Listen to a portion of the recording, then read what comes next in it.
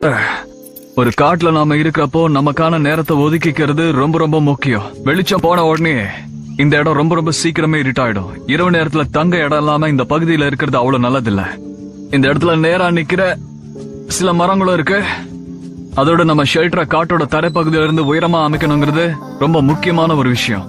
இங்க ஊர்வனவைகளான காட்டு எறும்புகள், பாம்புகள் இப்படி எல்லாமே ஊர்ந்துகிட்டு இருக்கும். அதனால இங்க இந்த இடத்துல ஒரு பிளாட்ஃபார்ம் அமைக்கலாம். இந்த கஹுனா பாம்ஸ் லேசானது ஆனா வலுவானது. இங்க ஷெல்டர் அமைக்கிறதுக்கு அருமையான ஃப்ரேமா இது இருக்கும். இதுல இருந்து இப்படி இந்த எல்லா இலைங்களையும் எடுத்துடணும். முன்னெல்லாம் பெலிஸ் முழுவதும் கஹுனா பாம் வளரும். மாயன்களுக்கு இது ரொம்ப விருப்பமான கட்டமைப்பு சாதனமா இருந்துச்சு. இது என்னோட பெட்டுக்கான பிளாட்ஃபார்முக்கு சரியான உயரமா இருக்கும். அப்புறம் இந்த மோஹோ பார்க்க இப்படி யூஸ் பண்ண போறேன். மோஹோ பார்க் கூட இங்க ஏராளமா இருக்கு. நீளமா, மிருதுவா, அதோட ரொம்ப வலுவாவும் இருக்கும். இந்த பார்க்க ராப் பண்றப்போ இது இப்படி ட்விஸ்ட் பண்ணா நல்ல யூஸ் ஆகும். அதோட இது வலுவா அதிகரிக்கும். இப்ப கொஞ்சம் இருட்டாக ஆரம்பிக்குது.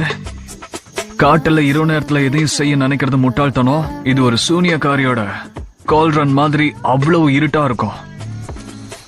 நேரத்தை வீணடிக்க முடியாது. சோ என் மெத்தைய வியூ பண்ண நான் அதிகமான மோஹோ பார்க்க பயன்படுத்த போறேன். இதோட வி ஒண்ணுக்கு ஒண்ணு நெருக்கமா இருக்கிறத உறுதி செய்ய விரும்புறேன்.